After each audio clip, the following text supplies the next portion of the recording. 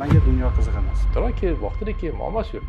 Nega kech borishing kerak? Rozовый ochkini yechish uchun biznes olamida. Ilm kuchlimiz-ku. Ilm kuch emas, bu noto'g'ri tushuncha.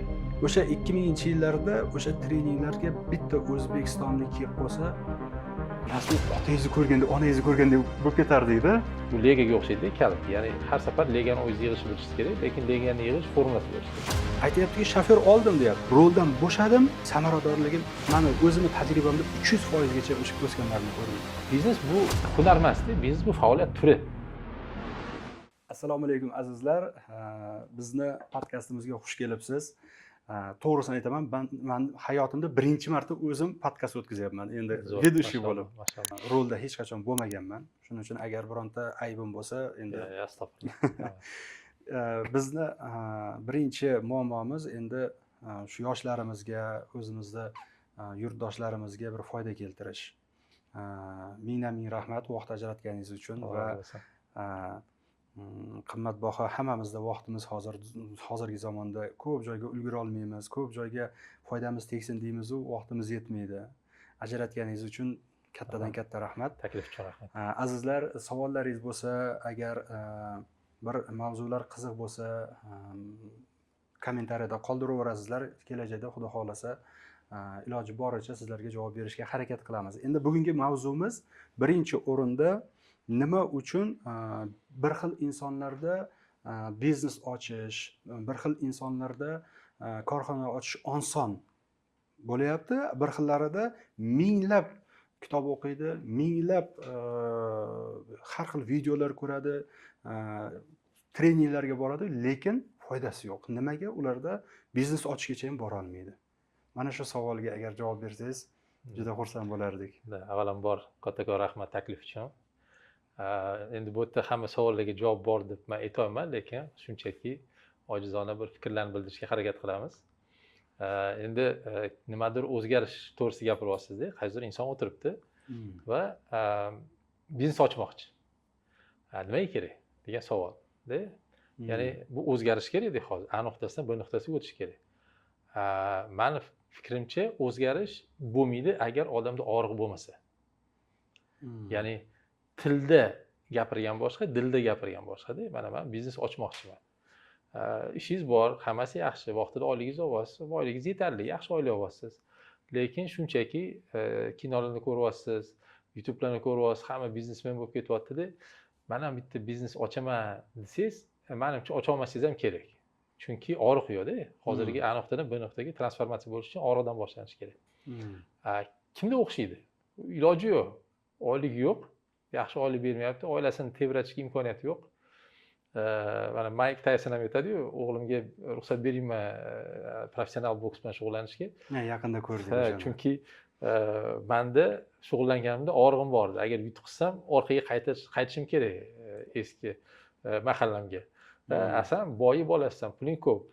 Senga qarshi orqasiga yo'l yo'q bo'lgan odam chiqadi. Raqib o'laroq o'shanga sen unga yutqizish ehtimoling katta. Senda og'rig'ing yo'q-da. Ya'ni nima yutishim kerak deganga, shunchaki galochka uchun yutish kerak. Bay Taysonning o'g'liga-da. Lekin hayot uchun kurash emas. Men o'ylaymanki, qaysidir inson nimadir qaror qabul qildimi, qat'iyatlik bu oradan kelib chiqadi. Og'riq bo'lmasa nima o'zgarish kerak? Yaxshi shunday. Bizda ham qishloqda yashaganimizda dadamlar olib ketardi butun dunyoga yozda. Aylantirardilarda yozda sentyabrda olib kelib tashardi qishloqqa. 11 yoshimizgacha shunaqa o'sganmizda, keyin so'rasak, nimaga deganimizda, sizlarni ichlaringdagi romantizmni o'ldirib qo'ymaslik uchun olib ketmadim. Qishloqda orzu qilish hislati 10 yosh, 11 yoshgacha shakllanadi. Nimaga butun dunyoda buyuk insonlar qishloq anaytmaydi, chetlarda tug'iladi, shaharda dunyodan o'tadi deb turadi. Endi mana yana bitta savol, eng bir qiziq narsalardan bittasi, hozirgi zamonda kasal desak ham bo'lar ekan. Endi bu narsa qalbda kasallikmi yoki nafsmi bu? Qanday qilib kam harakat qilay, ko'p olay? Bu to'g'rimi mana shu so'z biznes olamida? Mana shu tushuncha. Hozir juda zo'r tushuncha bu. Gapingizni oldim. Juda zo'r tushuncha. To'g'ri tushuncha. Chunki asli mohiyati bu gapni qanaqa qilib ish samaradorligini oshirish deganda bu. Hmm. Ya'ni kamroq harakat bilan ko'proq ish qilish degan. Ya'ni balkim u ham ikki xil tushunsa bo'ladi. Hozirgi narsaga kamroq harakat bilan erishish mumkin yoki hozirgi harakat bilan ko'proq narsaga erishish mumkin. Hmm. Bu ish unumdorligini doimiy oshirish bu biznesga xos tushuncha va buni ustida doim ishlash kerak inson. Yana qanaqa qilib yana samaradorlik oshirish mumkin? Yana nima qilsamki yana o'sa olayman, bor resurslarning evaziga qanaqa qilib ko'proq narsaga erisha olayman deyish bu normal tushuncha. Faqat bu yalqovlangan gap bo'lib qolish kerak emasda, ish nima qilmasdan yotib qanaqa qilib zo'r bo'lib ketay degan gap bo'lishi kerak emas. Ana tushunchalarni o'ringa o'rin almashtirib qo'yish mumkin emas. Chunki yaqinda sartaroshxonaga kirdimda. Kirib, sochimni qisqartirayotganimda sartarosh yigit ham sochim olyapti, lekin yonimda mana shu oldida telefonda birjada o'tiribdi. So'radim. Nimaga bu yerda o'tiribsiz? Siz sartaroshsiz-ku dedim. Desam, endi ortiqcha pul xalaqit bermaydi-ku dedi-da. Ha, ikkita qayiqda suzmoqchimisiz deb turib. Mana shunaqangi yengillikni xohlaydigan va yengil dunyo topaman deydigan xohish yoki intilish nimaga olib keladi biznes olamida? Yo'q, bu yerda qarang, boya gap aytganimdek, ikkita har xil tushunchada bu. Ya'ni hech nima qilmasdan, yengillik bilan nimadir qilaman desa, men bilmadim, endi baribir sababini qilishimiz kerak-da. Lekin shunchaki televizorga qarab o'tirib nimadir qilmoqchi bo'lsangiz, menimcha erish muammo bo'lsa kerak. Bir maktabga taklif qilishganda, maktab bolalari bilan bir suhbat qilib bering deb va ko'p bir xususiy maktabda juda ko'p bolalar kelgan. Bir 8-10 sinf bolalari bilan suhbat qildik. Kamida bir 100-200 ta odam o'tirgandi. Men savol berdim. Kim telefon o'ynashni yaxshi ko'radi dedim-da. Bir 80% qo'l ko'tardi, 90% qo'l. Keyin kim kitob o'qishni yaxshi ko'radi desam, bir 10%, 15% qo'l ko'tardi. Men aytdim, telefon o'ynaydiganlar mana shu bolalarni eslab qolinglar dedim. Shu bolalarni qo'lida ishlaysizlar ertaga dedim. De tushunasizlar? Ya'ni harakat bo'lishi kerak, tabiiy. To'g'ri, rizq degan tushuncha bor. Ko'plar mana shu rizqni ham noto'g'ri tushunadi. Rizqni yozilgani bo'ladi deydi, o'sha divanda yotadi. Lekin divanda o'tiradigan nuqtasi bilan divanni orasida yelvizak bo'lib turish kerak, ozgina havo o'tib turish kerak. Sabab bo'lishi kerak. Sabab bo'lishi kerak, конечно, tabiiy. Yaqinda bu narsa haqiqatan juda ko'p narsa yo'lda ishlarga, mana o'zimizni psixologiya tilida ham qaraganda bir yigit endi yaqinda shunaqa bo'ldiki, bir inson, yigit emas, endi yoshi o'tgan, bir 50larga yaqinlashgan. Yoshligida oilasiga juda xunuk muomala qilardi-da. Hamma aytar edi, "Ey, qizing turibdi oldingda. Qizing turibdi." U insonni bilgan gapi shu edi, taqdirida borini ko'radi. Taqdiri borida ko'radi. Eng qizig'i nima? Kuyovi o'zini kopiyasi bo'lib chiqdi. 99 ham emas, 100% bo'lib chiqdi. 100% bo'lib chiqdi. O'sha taqdir derkanu inson mana hozir klubimizda bitta narsaga e'tibor berdik. Qachon biznes ochasiz yoki qachon harakatlanasiz, qachon korxona ochasiz desa, Xudo xolasa yaqinda deydi. Ichida biz test qildikda, analiz qildik. O'sha skrytniy testlarda ko'rinib turibdi endi bu holat. Yoki ertaga uchrashamiz, ertaga telefonlashamiz bir mavzuda. Ha, xo'p. Nima deyaptiki, Xudo xolasa bo'ldi, telefonlashamiz deyapti. Lekin ichki holati bo'lmaydi, bari telefon qilmayman deyapti. Lekin tilida krayniy Xudo. Biznes olamida ham. Shuni masalan mana shunaqangi yoshlarga sizni fikringiz qanaqa? Mana shu so'zida yengiltaklik paydo bo'lgan va biznesda cho'qqisiga chiqqisi keladi. Va mana shu so'zida ertaga deydi, lekin biladi bu qilmasligini. Telefonlashamiz deydi, biladi. Xudo xolasa deydi, biladi qilmasligini. Nimaga olib kelishi mumkin? Mana shunaqangi so'zida yengiltaklik paydo bo'lgan insonlarda. Qo'limda nechta barmi bor? 5 ta da. Ha, kimdir nima deydi? Mana ko'ryapsiz-a? 5 ta. Odamlar ko'proq ko'rganini qiladi, eshitganini qilmaydi. Ya'ni mana hozir siz aytayotgan odam birinchidan ota-onasidan ko'rganini qiladi. Bu birinchisi. Keyin bu ota-onasida ko'rganini qilgandan keyin bizada baribir bola tarbiya qilish madaniyati o'zgachada o'zbek millatimizda. Ya'ni ko'pincha ota-onani aytganini qilishimiz kerak. Har doim ota-onaga quloq solishimiz kerak. Bu zo'r, tabiiy, lekin bu nimaga olib keladi yana bu narsani suiiste'mol qilsa, bu mas'uliyatsizlikka olib keladi. Chunki mas'uliyat odamga hozir siz aytayotgan narsa mas'uliyatsizlik. Qilaman deb qilmaslik, kelaman deb kelmaslik, vaqtida kelaman deb kech kelish. Hammasi mas'uliyatsizlik. Lekin mas'uliyat har doim nima bilan bo'ladi birga? Mas'uliyat faqat har doim vakolat bilan birga bo'ladi. Ya'ni biz yoshligimizdan farzandimizga aytishimiz kerak. Mana senga vakolat, o'zing hal qil, o'zing mana bu narsani bajar. Bajara olmasang, dars bo'lsin, ba'zi o'rnay ol, bo'ldi o'zing uchun xulosa chiqazib qo'ygin, yana qil. Hech qisi yo'q. Xato qilsang, qo'rqinchli emas, o'rganasan. Deb necha foiz o'zbek ona shu narsani shu ko'rinishda tarbiya beradi. Farzandiga nima deydi?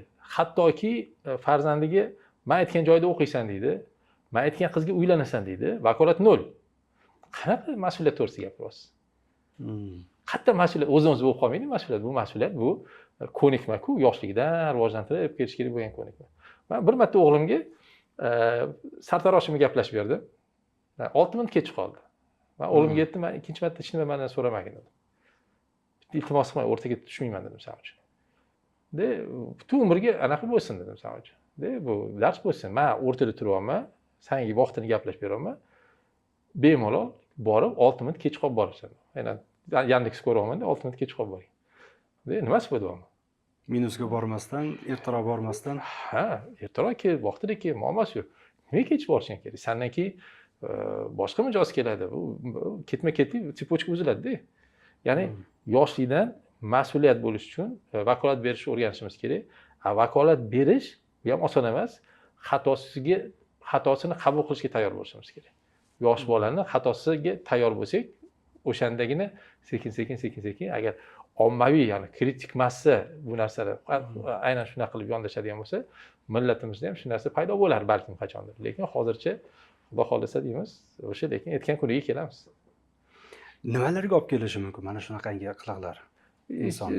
Bu hech nimaga olib kelmaydi. Bu faqatgina siz bilan bu madaniyat-ku, g'arb madaniyat, sharq madaniyati. Misol uchun arablar undan ham battar. Inshaalloh deydi, sizga telefon qilib beraman deydi. Bir haftadan keyin javob berish norma. Afrika davlatlarida shunaqa. Biz endi mana eksport masalasi ko'p davlatlarga ishimizga tushganiga bilamiz. Afrikada siz qaysi tadbirkorga xat yozsangiz, misol uchun bir hafta javob berish norma. Arab bir hafta javob berish norma. Biz o'sha kun javob beramiz. O'sha xursand bo'linglar, unaqa yomon emas vaziyat. Moskvada o'tirganimizda bir tanishimiz bor yigit. U insonni ishlaydigan joyi katta gipermarketlarga yo'l ochib beradi. Masalan, O'rta Osiyodami qayerdandir ko'kat yoki meva-cheva olib borishda. Bir tanishimiz bu yerdan iltimos qildi, meni katta plantatsiyalarim bor, yo'l ochib bergin Ashan degan joyga. Xo'p, Perikrovskda bir kunlik hazm qiladigan ko'katlari 20 furagacha. Xo'p, bo'ldi, ochib beramiz, harakat qilamiz, bo'ldi, men qo'limdan kelgancha yordam beraman deb tanishimiz, yaqin jo'ramiz. Qayerdan keladi? Yo'q, O'rta Osiyodan deb. Nimaga? Birinchi kuni birinchi partiyani vaqtida olib kelasizlar. Mazza qilamiz. Keyin boshlanadi. 1 kun kechikish, 2 kun kechikish, 3 kun yoki ichidan tosh chiqadi deb turib, endi mana shu taraflarni ham ko'rdik-da.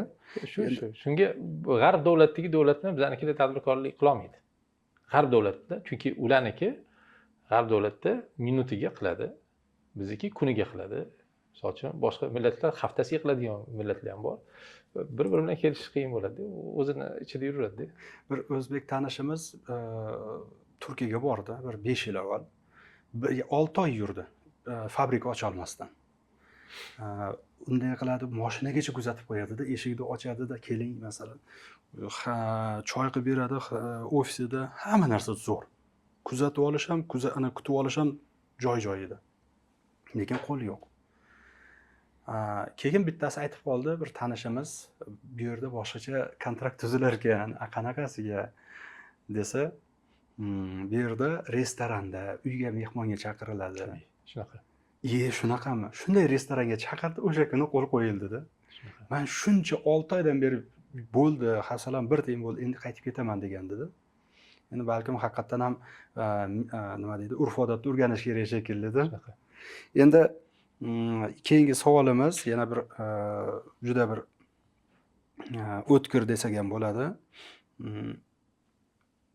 Bir insonlarda jahl chiqishi paydo bo'lar ekanda, yosh tadbirkorlarda nimaga men 5 yil harakat qildim, 6 yildan beri shu bitta do'konimni yurgiza olmayapman. Oldimga bittasi keldi, mana kuni kecha gaplashildi shu mavzu bo'yicha. Oldimdagi bolalar shunday keldi, do'konim yurmayapti. Yosh 23-24 yoshli yigitlar. Do'kon ochdi, mani qiladigan aylanma daromadimni ular 1 yilligimni ular 2 oyda qilib tashadi. Men surishtirib so'rasam, ular hech narsani yashirgani yo'q deyapti. Shu narsalarni qilyapmiz. Buni siri nimada? Biznesda 6 yil, 10 yillab bitta joydan qimirlolmaydi. Yosh oldiga keladida tapa-tap shunday tepaga yugurib ketib qoladi undan oldin. Biznesda buni siri qanaqa bo'ladi? Endi bu individual vazifa. Hozir aytyapsiz, mana bitta bola kasal bo'lib yurardi, bittasi sog' bo'lib keldi deyapsiz-da. Endi u diagnoz qo'ymaguncha nimaga u kasal, nimaga bu sog'ligini bilish qiyin. Uni chuqurlash kerak. Lekin biznesda yana bir bor, juda ko'p o'zini formulalari bor. Misol uchun mana sog'liqni saqlab turish uchun qanaqadir dorilari bor, vitaminlar bo'lgandek, biznesda ham o'sha vitamin dorilari bor. Va har bitta kasalga o'zining dorisi bor. Endi taxmin qilish mumkin. Nimaga shunaqa bo'lishi mumkin? Lekin agar har qanday lokatsiyasi bitta bo'lsa, bittasida zo'r ketdi, bittasida yomon ketdi. Nima bo'lishi mumkin? Bu balkim mijozlar bilan qanaqadir sodiqlik instrumentlarni ishlatgan bo'lishi mumkin. Sodiqlik dasturlari bo'lishi mumkin. Ya'ni kelgan mijozning mana o'zi savdo 3 ta qismga bo'linadi. Ya'ni birinchisi bu mijoz jalb qilish, ya'ni lead generatsiya deymiz, potensial mijozlarni olib kelish. Endi keyin misol uchun do'konga potensial mijozlarni qattiqroq olib kelish birinchi qadam. Ikkinchisi u potensial mijozda уже real mijoz bo'ldi, ya'ni nimadir sizdan xarid qildi. Lekin mana ko'plar birinchi, ikkinchi qism bilan shug'ullanadi. Lekin uchinchi qism eng muhim qism. Uchinchi qism bu qayta sotuv. Ya'ni eski mijozingizga aloqaga chiqib, anchadan beri kirmayapsiz, Shohruh aka, bir kelib ketsangiz, xabar olib qo'ysangiz, siz yaxshi ko'radigan so'kingiz kelganda deb bilan hech kim shug'ullanmaydi. Bu faqat O'zbekistonda emas, dunyoda deyarli yo'q narsa. Lekin mana shu 3-qadam qilgan odam yutadi. Balkim o'sha yangi kelgan, yangi do'kon ochgan bolalar balkim shundan shug'ullangandir. Katta ehtimol bilan bo'lishi mumkin. Bilmaymiz, endi chuqurlashmasdan bu narsa deyish qiyin. Ya'ni shu kabi ko'p savdoni oshiradigan o'sish nuqtalari bor. Biznes nuqtai nazaridan ko'plar bu narsadan foydalanishni bilmaydi, o'sha ilmsizlikda. Ilmsizlik juda tochkasiga urdingiz, lekin biznesda asosiy yiqilish qonunlari aytadi-ku, ikkita savodsizlikdan bo'ladi, yuridik savodsizlikdan va moliyaviy savodsizlikdan bo'ladi deydi. Endi Alisher aka bir juda endi mavzumizda, bugungi uchrashuvimizda bir eng kasal holati, bu narsani har doim ko'taramiz, ko'tarishga harakat qilyapmiz. Masalan, ko'pchilikda podkastlar tinglaydi. Mana darslaringizni ko'rib turamiz. Bir darslaringizni olamiz, o'rganamiz. Bir xillari bor, kelishadi. 20 marta treningga qatnashdim deydi. Men o'zim ko'rganim, ko'zim bilan ko'rganim 30 ta har xil treningga qatnashgan, 31 ta aniqroq bo'lsa. Lekin joydan qimirlolmaydi. Ko'plari bor 15 marta qatnashgan, 20 marta, 25 marta, 9 marta, 8 marta. Bir xillari bor, videoni ko'rib turing, oldingizga qarab ketgan, gazni bosgan. Kelish ham shart emas. Shularga masalan mana o'zimizda O'zbekistondagi yurtdoshlarga sizni mana shu endi keling ozgina yevropeycha so'ray, chunki bizlar Yevropada o'sganmizda, asosiy markazimiz Myunxenda, bog'dan, tog'dan kelishga o'rganmaganmizda, primoy shunaqangi tapa-tap tashlanadi savol. Agar shu masalani ko'targanda ularga mana shu ochiqdan ochiq qanaqa maslahat berardingiz shunaqa insonlarga? Ya'ni ko'p treningga borib natijaga erisha olmaydi. Mana qarang, natijaga mana bu yerda transformatsiya to'g'risida, mana odamda transformatsiyada 4 ta qadam bor-da. Ya'ni odamni o'zgarish uchun birinchisi bu aytganimizdek og'riqdan boshlanish kerak. Mana ya'ni hozirgi holatdan norozi bo'lish kerak qaysidir ma'noda. Ya'ni men hozirgi holatdan qoniqmayapman. Misol uchun men farzandlarimga yaxshiroq maktabga bermoqchiman, pul yetmayotgandir. Boshqacharoq uyda yashamoqchiman, pul yetmayapti. Ya'ni qanaqadir qoniqmaslik kerak. Mana shu odam o'zidan o'zi norozi bo'lib, o'zini hozirgi vaziyatidan norozi bo'lgandan keyingina o'sish birinchi qadam bo'ladi. Endi bu narsa qilgandan keyin keyingi qadam odam o'zini bu narsani haqiqatga ya'ni bor narsasini tan ola bilish kerak. Ya'ni ko'pincha biz o'zimizni ana korona yechilmaydi-da.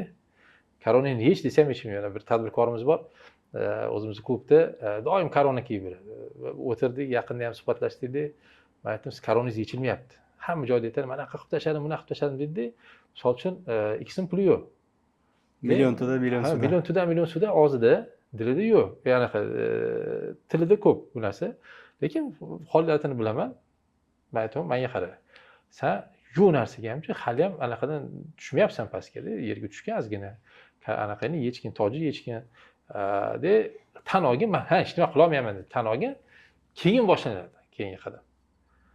Yo'q, men uni qilaman, bo'l, muammosi yo'q, zo'r qilasan, nech pul topyapsan? Falon pul topyapman, yolg'on gapiryapsan. Bunaqa yurish turishingdan uncha pul topmayapsan. Keyin sekin o'ziga kelyapti-da, ha, mana tan oldim. Mana shu tan olmaguncha keyingi qadam bo'lmaydi. Ya'ni har qayerda mana tan olish kerak, mana bitta meni zaif tomonim, mana bitta meni kuchli tomonim. Misol uchun o'sha endi bu ko'proq sizlarni yo'nalishingda, ya'ni detskiy travmadan kelib chiqqan ko'p narsalar bor-da. Ya'ni o'sishga xalaqit berayotgan o'sha narsalar bor. Meni ham detskiy travmalarim bor. Men ham bilaman bu narsani, o'zim ham bilaman. O'sha detskiy travmam evaziga men xohlaganimcha o'solmayotganimni ham bilaman. Mana yaramas, mana bu narsa bor deydi, mana shu narsani nima deydi, mana shu og'rig'imni nima qilib qo'yish uchun, balzam qilib qo'yish uchun mana shu ortiqcha xarajat qilaman, mana shu xarajat qilmasam normalniy joyga tikkanimda ko'proq pul topaman deyman-da. Lekin bilib turibman, mana shu yoshligimni travma mana boshini silab qo'yapman-da. Ya'ni mana shu narsani tan olmagunizcha o'solmaysiz. Endi men tan oldim. Keyingi qadam bor. Keyingi qadam o'sayotganingizni atrofingizdagilar siz bilan birgalashib ko'rib turish kerak. Chetdan ko'p narsa ko'rinadi. Ya'ni men misol uchun bu yerda mana hozir o'zimizdan klubda qilamiz bu narsani 10 talik sovet direktorov qilamiz. Sovet direktorov 10 ta tadbirkor bir-biriga sovet direktorovga kiradi, o'sha boshqaruv kengashiga kiradi va bir-birini tepib turadi. "Ho'y, nima bo'lyapti?" deb, "Davay deb turish kerak." Ya'ni mana shu chetdagi odamlar transformatsiya qilishga yordam beradi, chunki ko'pincha odam o'zi ko'rmayotgan narsasi bor. Siz o'zingiz zo'r odam deb bilasiz. Men o'zim zo'r odam bilaman-da. Lekin siz menga kelasizda, "Alshir aka, mana bu yerdachi siz zo'r deganingiz bilanchi, mana bu yerda mana bunaqa narsangiz bor. Sizchi menga yoqimsiz bo'lishi mumkin. Lekin o'sish nuqtam o'sha yerda-da."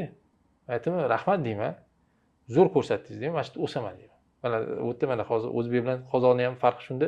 Qozog'istonda hozir ofis ochdik. Birinchi dars o'tdim, boshqa qildimda, "Jamoa, qo'limdagi bolalar, qachon yig'ilamiz" deyapti.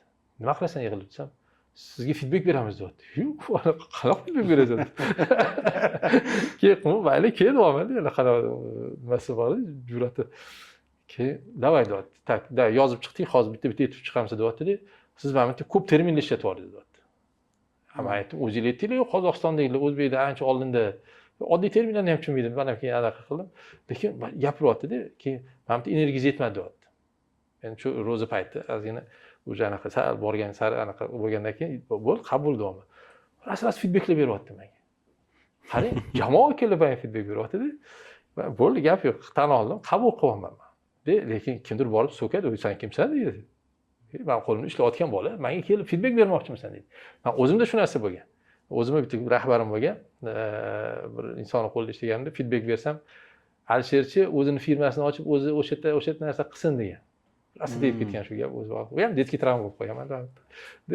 Ya'ni aytmoqchimanki, mana shunga o'xshagan qadamlar bor-da, odam o'zgarish uchun, transformatsiya bo'lish uchun, keyingi qadamga o'tish uchun. Mana shu odamlarda bu ham formula, bu qanaqadir intuitiv narsalar emas. Bu konkret 1 2 3 4 5 degan qadamlar bor. O'sha 31 ta treningga bordimi, o'sha har bitta treningdan keyin to'xta deb nimanidir qabul qilish kerak. Mana bu narsada zaif ekanman, bu narsani bilmas ekanman. Shu bilmayman deyish o'sha o'sish nuqtasi. Mana bitta ikkita dunyo deymiz, mana A nuqtasi, B nuqtasi. A nuqtasi bilan B nuqtasining orasida kichkina truba bor-da. O'sha kichkina truba faqat nima orqali o'tishi mumkin? O'sha o'zini ko'proq travmasidan kelib chiqqan holda bo'ladi. Mana shu narsadan kelib chiqqan holda tan olib, to'g'rilagandan keyin mana shu o'tib olish, bu yoq bir nuqtasiga o'tib olish o'sha bo'ladi. Bizlarnikida ko'pincha ilgari qorovullar bo'lardi. Hozirgi qorovulni ham aytaman desam, hozirgi qorovulni ham boshqacha o'qigan. Ilgari qorovullar skambortlarni, krasportlar bilan o'tirardi. Rosa aqlli, nima qorovul? Men hozirgi qorovullar YouTube ko'rib o'tiribdi, lekin ilgari skamvort aqlli, mendan ancha aqlliroq, eruditsiyasi mo'shniy, juda ko'p savollarga javob topadi. Lekin bari qorovul. Nimaga? Chunki bu yetarli emas. Ilm bu mana ilm kuch deymiz-ku. Ilm kuch emas, bu noto'g'ri tushuncha. Ishlatilayotgan ilm kuchda. Bu ilm ishlatmasangiz nima foydasi bor? Amaliyotda bo'lish kerak-da. Amaliyotda. Men mana Murodxon Nazarovdan o'zimizdan do'stimizdan zo'r narsa o'rganganman o'z vaqtida. Bir treningda o'tiribmiz. Rossiyadan trening kirgan. Bir yarim soatcha o'tirdilar-da, chiqib ketdilar. Keyin safar ko'rishgandan keyin bir joy ko'rishdik. Nima chiqib ketdingiz? Yoqmadimi trening? Yo'q, men kerak bo'lgan narsani oldim dedi. Ya'ni bitta narsa oldi, bo'ldi, sirasi amaliyotda ishlatishga ketyapti. Bizlar vaqtlarimiz o'qiymiz dedik, qiziq joy bo'lsa, dars o'qiymiz, qiziq joy bo'lsa. Men o'sha vaziyatdan keyin men o'qishimni o'zgartirganman. Ya'ni men qanaqa qilardim? Ilgari o'qirdim, zo'r ekanini darsga ketaverardim-da. Hozir men unaqa o'qimayman. Hozir aynan o'sha vaziyatdan keyin men shunda o'qiyman, nimadir yetib borsam shunda to'xtataman, kitobni yopaman. O'sha narsani amaliyotda ishlatishga harakat qilaman. Ya'ni sirasi ishlatishni boshlasangiz, o'sha narsada foydasi bor-da. Ya'ni ishlatilayotgan ilm bu kuch. Agar amalda ishlatmoqchi bo'lsang, tayyor bo'lsang, kitobni ochish. Shunaqa. Haqiqatdan. To'rtinchisi qanaqa? To'rtta dedingiz. To'rtinchisi o'sha transformatsiya o'shanda boshlanadi. Transformatsiya. Ya'ni birinchisi o'sha norozi bo'lish, bor vaziyatdan. Ikkinchisi bu haqiqatni tan olish, zaif nuqtalarni tan olish. Uchinchisi o'sha qanaqadir jamoa orqali birgalashib o'sishga harakat qilish, chunki jamoa sizni nazorat qilib turishi kerak, o'sha atrofingizdagi o'sha boshqaruv kengash deymiz. To'rtinchi qadamda o'shandan keyin transformatsiya boshlanadi. Bir Olga Rustamova degan ustozni shogirdlari bor Rossiyada, Ijevskda.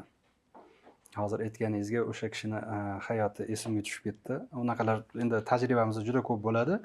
U ayol akusher edi. O'sha 92-yil, 93-yillar endi tabiblarda, akusherlarda oyligini endi ko'rsangiz rahmingiz kelardi. Biz borib yurganimizda yosh bola edik. Olsa $100 ham olmas edi. Uyda yegani noni yo'q edi. Uyda shunaqa darajada endi og'riq, endi chekinishga yo'l yo'q bo'ldi, tamom. Faqat endi oldinga. Hozir esa Rosatom bilan ishlaydi. Klubimizga keladi. Ko'rinishidan juda bir oddiy korona yo'q boshida. Umuman 0. Kamtarinlik bo'yicha 1400 ga yaqin svarshigi bor. Rossiyada 3 ta katta kompaniya bo'lsa, o'sha svarichniy ishlar bo'yicha bittasi, eng kattasi 3000 ta svarshiklar bor, ikkinchisi bu hozir ayol. Aytib beradiki, yig'lab o'tirardim bolamni qo'limga ko'tarib, mana shu narsa menga juda qattiq og'rib o'tgan dedi. Shundan otilib chiqqanda, hozir esa o'sha Rosatomda ishlari qayerda bo'lsa, svarshiklar o'sha yerda, boshqa joylarda ham juda katta. O'sha ayol juda ko'p aytadi-da hayotini qanaqa, nima. Agar haqiqatan ham og'riq bo'lmasa, xolodilnikda ochar edik, tarakan ham o'lib yotardi derdi. Non yo'qmi, biroz insofing bormi deb. Shu nima dedi, insonda hayoti bizga juda katta maktab bo'lganda. Ustoz 2000-yillar o'sha Ijevskga borib dars o'tganlarida zo'rg'a pul yig'ib darsdan o'tgan. Bir marta o'tgan xolasida hayotida. O'sha yetarli bo'lgan ekanda, tepki bo'lgan ekan. Endi yana bir holat, agar tajribangizda bu narsalar o'ylaymizki bo'lgan, o'zingizni dunyo qarashingizdan hozir biznes olamida, shaxsiy rivojlanish olamida o'zingizni dunyo qarashingizdan kelib chiqadigan bo'lsak, yoshliklarda endi hozir plyuslarda aytish juda ko'payib ketdi-da. Qara deydi, Tony Robbins bunaqa yashayapti, qara deydi, Brian Tracy bunaqa yashayapti, qara Elon Musk bunaqa yashayapti deb turib, hozirgi hayotini ko'rsatyapti-yu, avvalgi boshida qanaqa hayot bo'lganini ko'rsatmayapti-da.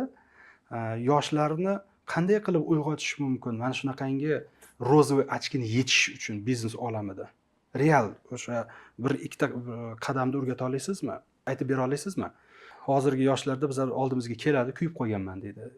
Tushkunlikka tushganman, psixologiyada konsultatsiya kerak. Nima? Yengil pulni orqasidan quvlab, kvartiramni ana birjaga qo'ydim deydi, pulini, mashinamni sotdim deydi, oson pulni orqasidan quvlab, kuyib, tamom. Endi qarz boshimgacha. Shu asosan to'g'ridan to'g'ri aytiladigan bo'lsa, yoshlarga qanaqa maslahat bera olamiz? Mana shunaqa rozvoy ochkilarni yechinglar. Bu yaxshi yo'lga olib kelmaydi degan nasihatlaringiz. Xo'p.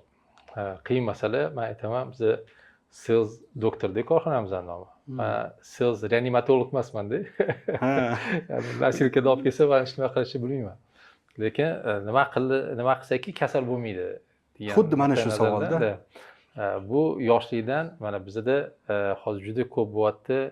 Biz yoshligimizda institutga kirgan paytimizda 90-yillarda hamma moliyachi, yurist bo'lmoqchi bo'lgan. Hozir hamma tadbirkor bo'lmoqchi. Ya'ni mana shu kritik fikrlash yo'qda.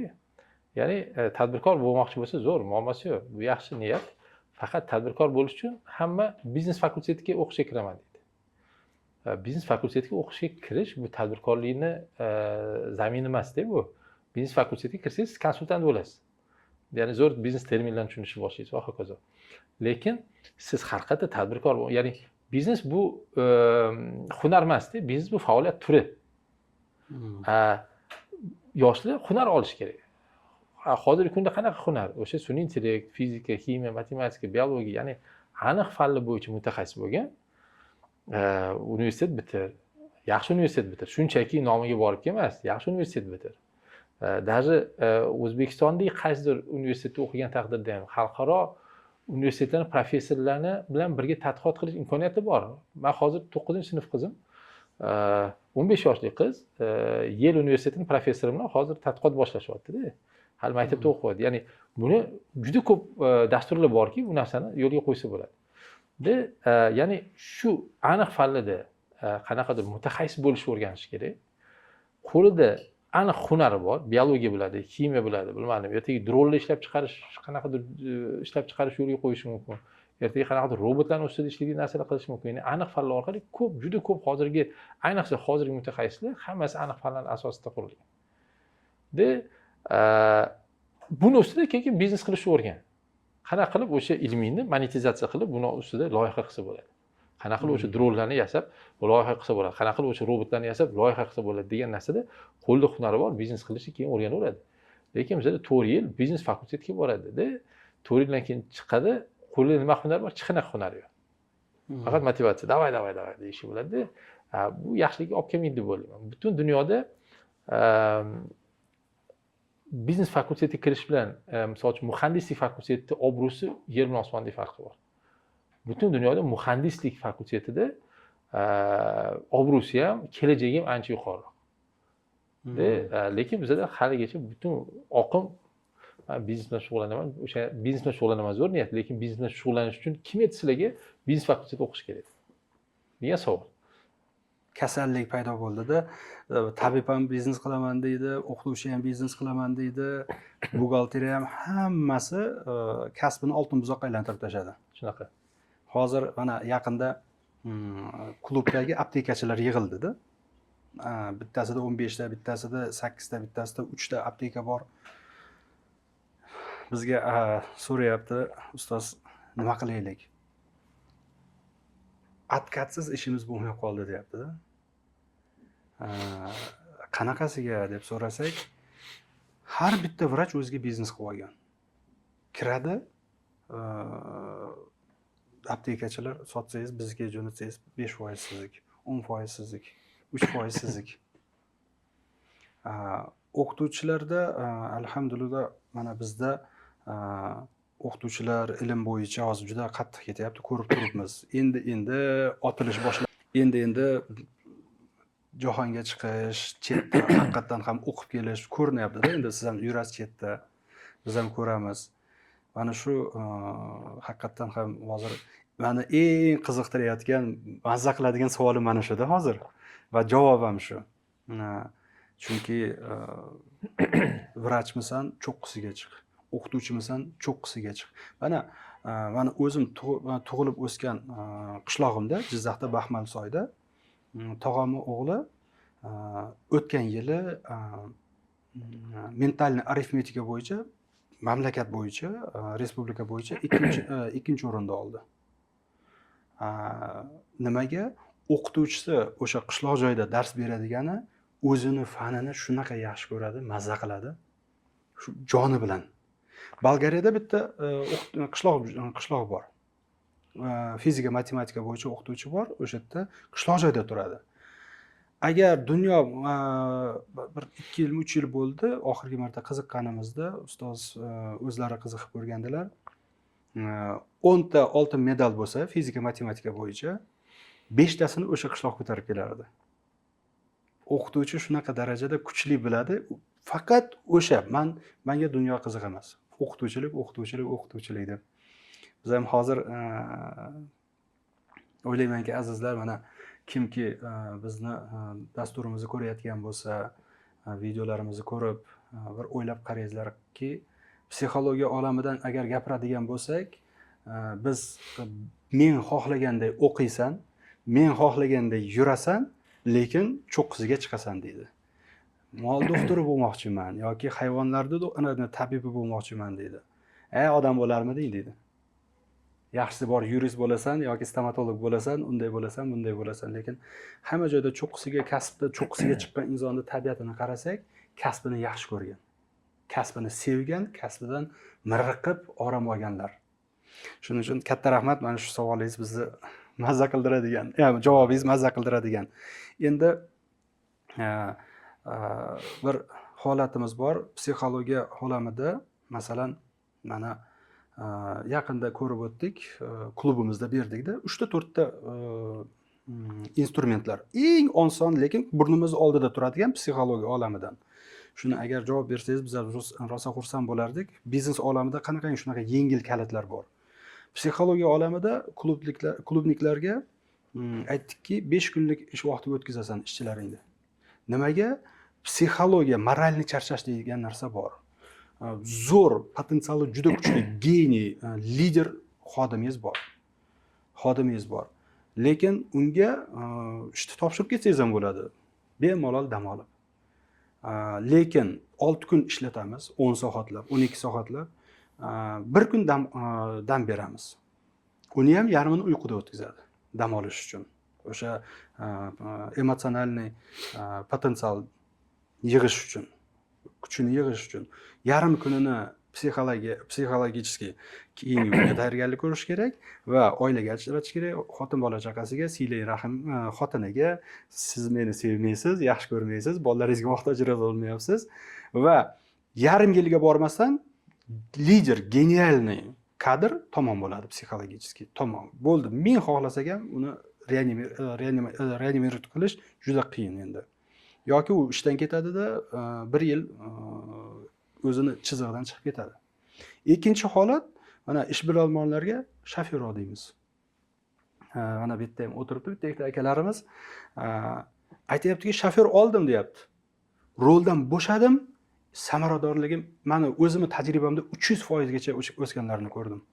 Nimaga? Vaqtim ketar ekan, mana bu so'kinish, qiyib o'tib ketar ekan, 3-qatordan oldingdan o'tib ketar ekan, tormoz berish kerak, kameraga, asabbuzarlik, ishxonaga borguncha yarmini tugataman deydi. Eshitadi, ko'plari qilmaydi yana. Uchinchisi, vaqtida kel.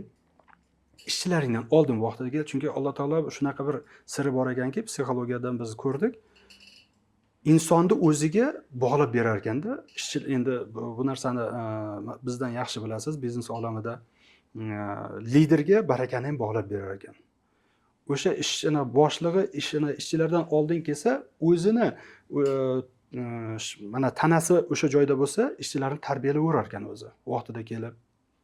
Ana siz haqingizda eshitganman, juda endi menga yoqarli hislatda bu. O'zimiz ham Germaniyada ishlaganimiz uchun agar 2 daqiqa kech qolsangiz ketib orar ekansiz, kutmas ekansiz. Ha, mazzada, men aytsam ham mazza qilaman bu bu hislatni. Chunki vaqt juda qimmatbaho narsa deb o'ylaymiz. Mana shunaqangi yana oson qiliqlar borda, o'zini ustida ishlasa bo'ldi, tamom. Va ishi o'sib ketaveradi. Barakasi oshadi va ishxonasida samaradorlik oshib ketadi. Mana shu 5 kunlik ish vaqtiga o'tkazganda kimki o'tkazsa, klubimizda aytayaptiki, birinchi o'rinda deydi, eng katta masalamiz bor edi deydi, tekuchka yo'qoldi deydi ishchilar. U ham qanaqasiga 2 kun qanaqadan beramiz? Shartnoma qilib olamiz o'zimizdagilar bilan deyapti. Majburlaymizda nimaga? 2 kunligi yana ish olmasin deb. Maoshing saqlanadi. Xohlasang 5% ko'taraman. Iltimos, mana dam olganing uchun senga to'layapman deb turib, yana 5-10% qo'shib beradi. O'shanda sifat oshyapti.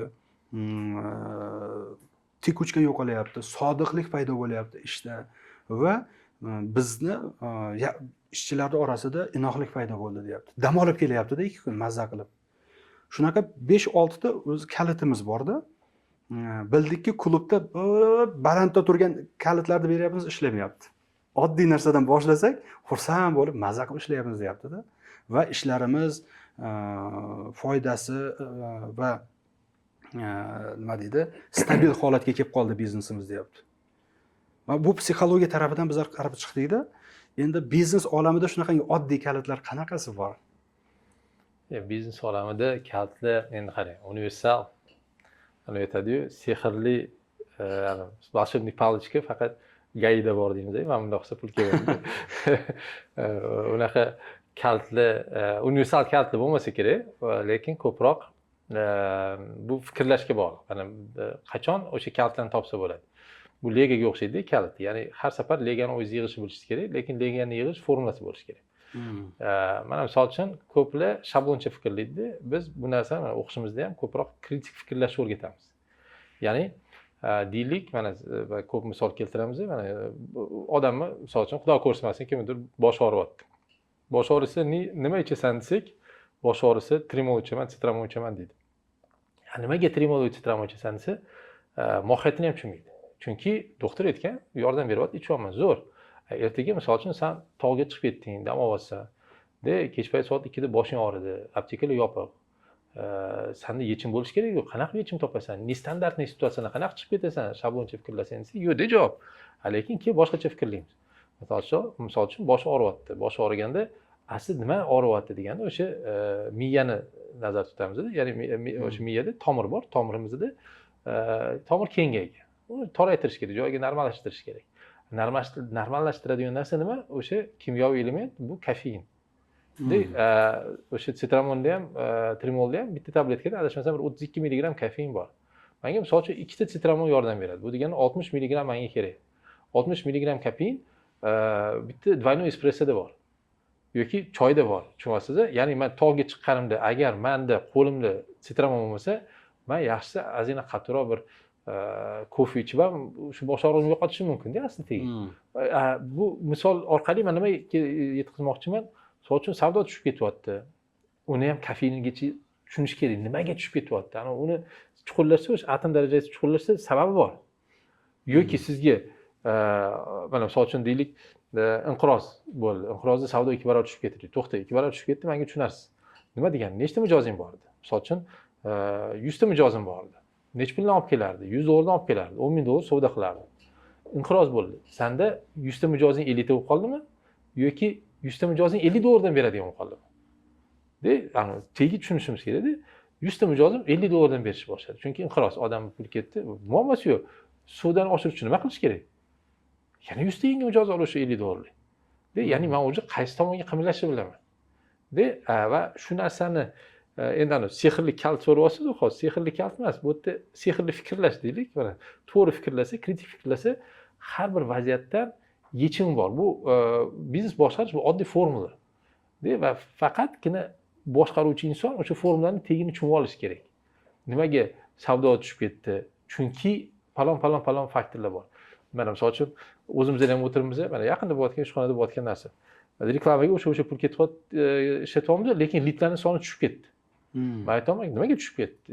Menga marketolog bahona beryapti. to'xta kelib nima qilamiz bo'lib tashlaymiz. Men jadval chizib berdimda man senga hozir misol uchun 100 so'm pul beryapman, menga taqsimlab ber, 100 so'm pulni qayerga ishlatyapsan? Demak menda potensial reklama ko'radigan odamlar umuman meni tanimaydiganlar bor. Sen o'sha 100 so'm pulni qanchasini umuman tanimaydiganlar ishlatyapsan? Meni eshitgan lekin chuqur bilmaydiganlar bor. Ular uchun ishlatyapsan pulimni yoki men haqimda hamma narsa biladi, lekin hali ham mendan eshitma xarid qilib olmadi. O'sha yerga ishlatyapsanmi? Jadval chizib berib, bitta o'shanisini ko'rsatyapti. Mana sizni taniydigan, lekin kelmayotganlar, misol uchun o'sha yerga pul ketkazayotganim. Nimaga sen yangi potok olib kelmayapsan menga? O'sha 100 so'm pulni nimaga? O'shaning chunki yangi potok keladigan bo'lsa, o'shalardan keyin pastga qilib olib xaridor qilish kerak-ku. Senda yengishini tushmayapti-da. Sen bor anaqada, kraning o'chuvdi, lekin qachondir to'plab qo'ygan pulingdan nimadir, suvingdan nimadir qilishga harakat qilyapsan. Ya'ni o'sha fikrlash orqali biz tushunib olsak, o'sha atom darajasiga tushib bo'lsak, har bitta jarayon, hozir men savdo jarayonini ko'rsatdim, marketing jarayonini, xuddi shunaqa moliya jarayoni bor, xuddi shunaqa xodim boshqarish jarayonida, xuddi shunaqa avtomatizatsiya jarayoni bor. Ya'ni har bitta jarayonni ichiga chuqurlashni bilish orqali yechim topsa bo'ladi. Menimcha kalt shu yerda bo'lsa kerak. Lekin konkret mana shablon mana bunaqa qilgin deydigan men kaltni bilmayman. Azizlar, mana e'tibor beringizlarda, video bilan o'sha podkastimizni ko'ryapsiz. E'tibor beringizlar, bitta eng kuchli tarafiga boya Alisher aka aytib o'tdilarki, kitobni ochdik, bir varaqini o'qidik, kerakli joyda oldikmi, shunday yopib borib ishlatish. 100%. Videoni ham hozir podkastimizni ko'ryapsizmi? Oxirigacha ko'rmang agar ishlatishni bilmasangiz. 100%. Shunday pauzaga qo'ying, eslatib qo'ying, qaysi daqiqada to'xtadi, borib shunday hozir tafakkur qilib ishlatib ko'ring-da. Tafakkur qilib ishlatib ko'ring, foyda mana shunda bo'ladi. Ustoz ham aytadilarda, eshitdingmi? Ishonma menga, borib tekshir. Tafakkur qil deb. Masalan, psixologiyada bizlar mana shu aytayotgan narsangizni bizlar 3 ta narsaga bo'lamizda. Eshitish bor, nafsiga qarab eshitiladi. Menga yoqsa ishlataman, nafsimga yoqsa ishlatmayman, yoqmasa ishlatmayman. Ikkinchisi eshitadi, tafakkur qiladi. Mana shunday juda bir aqlli ko'zlar bilan qarab o'tiradi. 8 soatlab.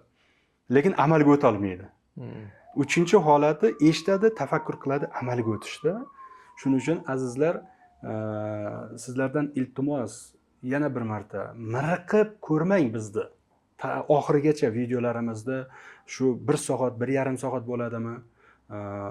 Keyin borib ishlayman deb.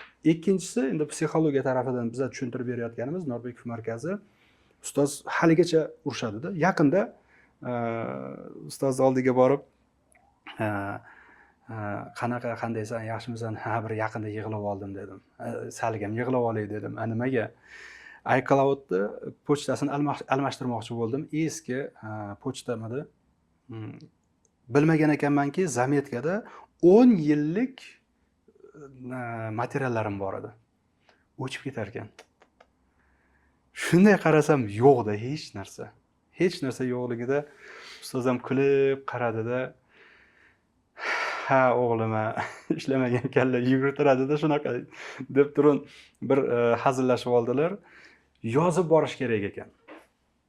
Insonni bir xil holatda, psixologiya holatida 6-his tuyg'u shunaqa narsani uyg'otaverar ekan. Aql aytar ekanki, bu ahmoqona fikr der ekan, 6-his tuyg'u umuman aqlga to'g'ri kelmaydigan yo'llarni ko'rsatib yurar ekan. Va o'sha yutib chiqar ekan ko'pincha.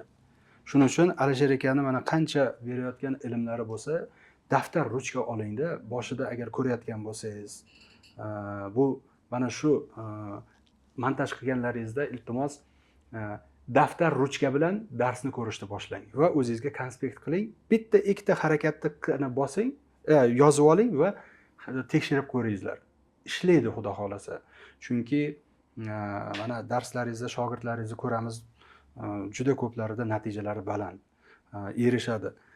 Lekin hammasini bitta narsa bog'lab turadi-da. Hammasidan bitta hit kelib turadi desak bo'ladi-da. Sizni punktualligingiz. O'sha har bitta ustozni shogirdlariga qarasa, o'sha shogirdni bir bergan ilmi kelib turadi. Men boshidan avvaldan siz haqingizda eng ko'p eshitadigan narsam o'sha punktualnost.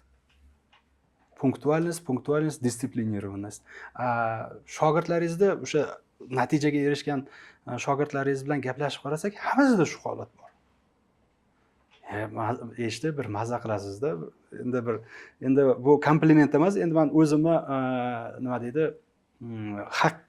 haqiqiy his qilib yurgan kuzatuvim endi. Alloh razı olsun. Sizga ming rahmat. O'sha berayotgan ilmlaringizga yana bir holat, Alisher aka, mana hozirgi zamonda endi bunga qarshilik qilib bo'lmaydi. Qanaqasiga? 100 yil avval mexanizatsiya boshlangan hamma tarafda, texnogenning razvitiya. Tosh, mis asri bo'lgan. Mana 2005-yildan trening olami boshlangan. Dars berishlar, psixologiya olami boshlangan. Psixologlar kirib kelyapti. Endi to'g'ri bular ham kerak juda, lekin to'g'ri sharoitda bera olsa, to'g'ri holatda bera olsa. Va har bitta bir zamonda o'zini kuchli tarafi bo'ladi-da, endi tabiiy. Masalan, hozirgi zamonda treninglarda zamoni, ilm zamon.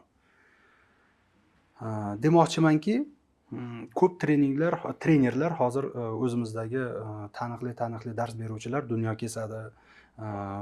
Qaraysiz, bu yoqda yuribdi, dars o'tib kelyapti, baribir xursand bo'lasiz. 2000-yillarda ustoz bilan biz yuramizda yoshligimizdan. Bormagan kurortimiz, dars o'tmagan joyimiz qolmaganda, yoshligimizdan biz olib yurardi. Sahnada zerikib ketardik sahnaning orqasida. Hech narsani tushunmasdik-da, yosh bola edik.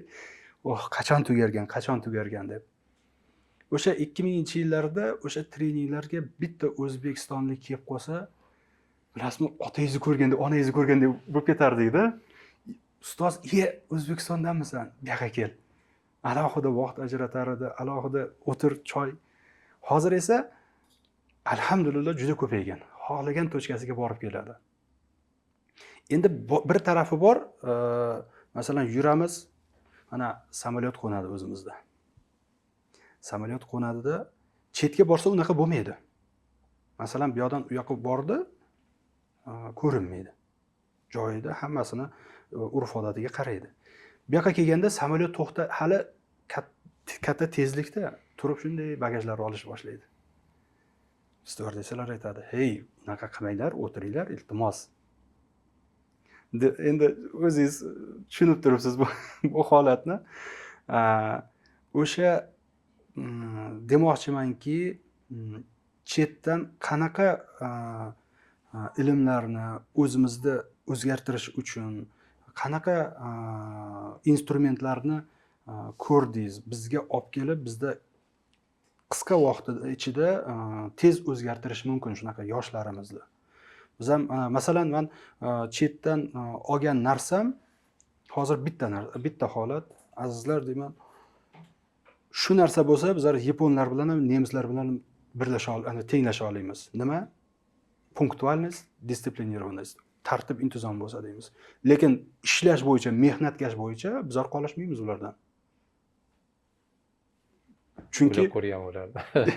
Chunki mana masalan, endi bizlar Rossiyada 2008-2007-yillarda bo'lish kerak menimcha, men adashmasam, Walmart kirmoqchi bo'ldi Rossiyaga. Lekin bitta shart bilan deyishdi. O'rta Osiyoliklarni ishga olamiz deyishdi. Nimaga deb aytishganda, bizlar tekshirib qaradik dedi. Mahalliy aholi, anatmada yashovchilar tekshirib qaradik. Chekishiga, obed qilishiga, bir-biri bilan gap sotishiga, telefoniga qarashiga vaqt ishlatganini hammasini olib tashlasak, mahalliy aholi 1,5 soat ishlar ekan 8 soat ichida. O'rta Osiyodan kelgan o'sha bizda yurtdoshlar o'sha vaqtda Rossiyada juda endi boshlanganda borish, ular 8 soatdan kamida 6 soatini ishlar ekan. Shuning uchun bitta shart bilan Rossiyaga kiradigan bo'lsak, qanchadir 10 milliard dollar tikamiz deyishdim, adashmasam, boshiga. Bitta shart bilan agar bizga o'zimiz tanlashga huquq bersalaring, kadrda kiramiz deyishgan. Birdaniga yo'q, ketaveringlar. Biz xohlagandek bo'ladi deyishdi-da. Shunga men o'sha joyda ko'rganim uchun aytayotganim, o'sha chetdan qanaqa nima deydi, o'rnak olish mumkin. Hammasini olish mumkin emas-da endi. Mana ayniqsa bizni psixologlarga bu juda kerakli narsa. Aslida qarang, biz hozir qanaqa qilib individuumni o'zgartirsa bo'ladi deyapmiz-da. Xuddi shunday. Aslida men individuum degan so'zni noto'g'ri deb bilaman. Situidum degan so'z bor. Ya'ni odamlar o'zidan kelib chiqib xatti-harakat qilmaydi. Xulq-atvori situatsiyaga bog'liq. Misol uchun zo'r kes bo'lgan bizda bir 20 tacha o'zbek bola Germaniyaga borganmiz. Ganoverda aeroportda turibmiz. Hamma o'sha 20 ta o'zbek bola bitta qator turibdi. Bir necha soatdan keyin Toshkentga uchib kelyapmiz. U paytda esingizda bo'lsa Toshkentni anaqa o'chirib bo'lardi. Hozir yaxshi bo'lib qoldi. Eski korpus. Eski Toshkentni anaqa o'chirib yurak jizillab ketar edi uchib kelishdan. Xuddi o'sha 20 ta bola mana shunaqa qilib nima qildi. Mana bir kun ham o'tmadi orasi. Nimasi o'zgardi? Hech nima o'zgarmadi, odam o'zgarmadi. Xulq-atvor o'sha situatsiyaga qarab odam o'zgaryapti. Ya'ni bizni vaziyatimiz ana teoriya разбитых окон degan anaqa bor. Teoriya разбитых зеркалmi degan xullas ana Nyu-Yorkda bo'lgan narsada, Nyu-Yorkda vagonlarni odamlar aslan ana chizishar ekan. Yoshlar. Grafiti qilib. Keyin nima bo'lgan?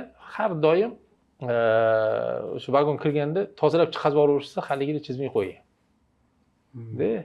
Yoki kichkina kimdir musor tashlab ketsa, 2 soatdan keyin ko'payib ketadi o'sha musor. Lekin hech kim tashlamasa, hech kim tashlamaydi ham. Ya'ni odam zotni baribir qanaqadir ko'proq individuum emas, balkim vaziyatga qarab ish qiladigan hissiyati bor ekanda. Bu degani hozir o'sha odam bu yerda kech qoladi bemalol, lekin Germaniyaga o'zbek borsa kech qolmaydi Germaniyada. Chunki biladi, kech qolsa gaplashmaydi. Nemis shunda o'g'irladi, shunda turib chiqib ketishini biladi. Nimaga o'sha o'zbek Germaniyada uchrashuvga vaqtida boradi, bu yoqqa kelib vaqtida kelmaydi.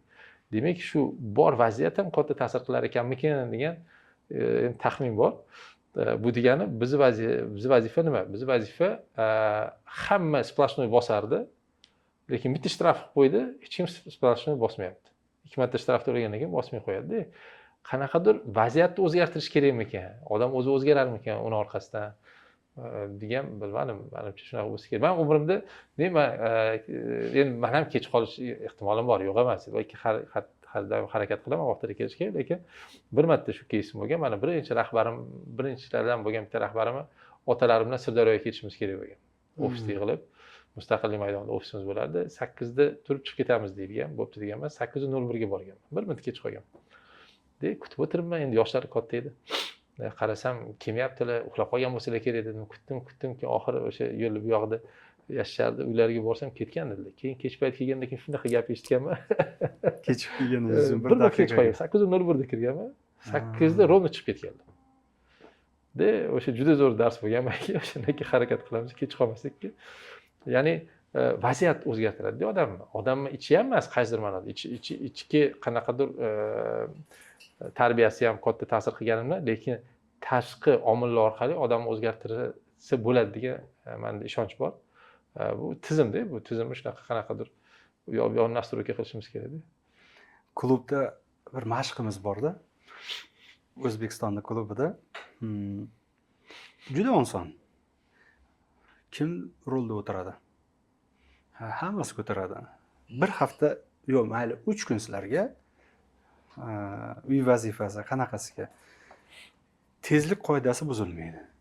Trassada ketyapsizmi, 60 mi? Umuman hech kim bo'lmasa ham harakat qiling. Mana bu dekorativ chapga o'ngga buriladigan ana pavorotniklar yoqilishi kerak. 2-qatordan 3-qatordan emas, 1-qatordan navbatga turib vaqt yo'qotsangiz ham 100% bo'lmasa ham 99% yo'l qoidasiga rioya qilishga sizlarga uy vazifasi. Bir kun ertasi kuni telefon qilishadi ko'plari. Iltimos bekor qiling uy vazifasini deydi. Nimaga eplolmayapmiz deydi. Nimaga? Yurak shunday qisilib, asab bo'lib qoldim deydi. O'zini demak shunaqa darajada kontrol yo'qolganki hayotda, o'sha oqimga tushdimi, o'zini boshqarish yo'q ekanda deb. Shunaqangi endi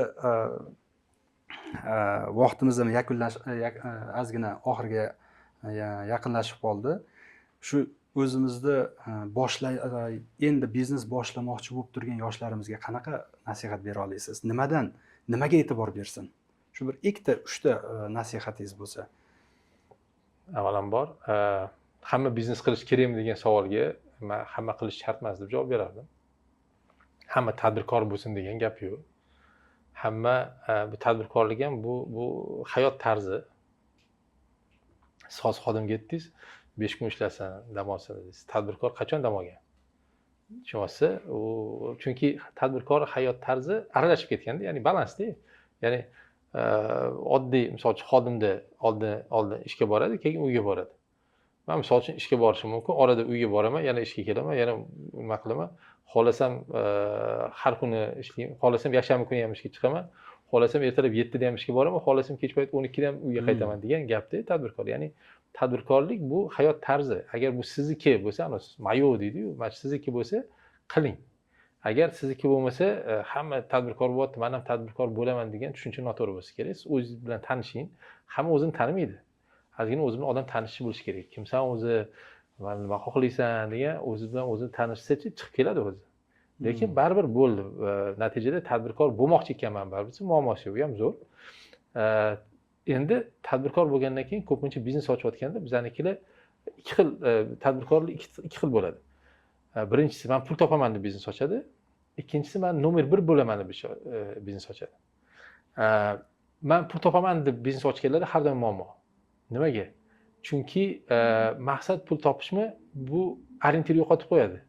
Deydi, qayerga qarab ketyapman, nima qilyapman degan orientir har doim qayerda pul ko'rsa, uni orientir marja bo'ladi yoki qanaqadir foyda bo'ladi, o'sha yerga qarab ketib qoladi. Bu ko'pincha yondashuv noto'g'ri bo'lib qoladi, chunki bu qisqa muddatli yo'l bo'lib qolishi mumkin-da, noto'g'ri ketib qolishi mumkin.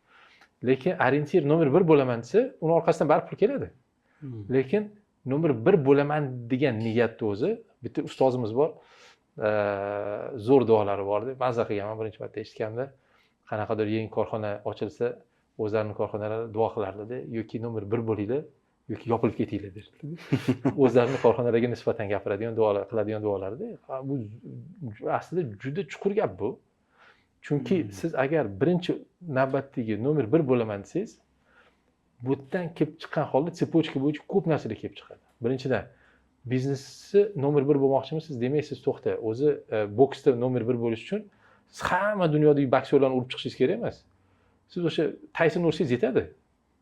Tushunyapsizmi? Siz o'zingiz bir hisoblanasiz-da, endi qo'pol qilib aytgandim. Bu degani siz to'xta, nomer 1 meni sohamda kim degan savolga javob topishga harakat qilasiz. Ko'plar o'zini sohasida kim nomer 1ligini ham bilmaydi. 99.9% tanimaydi.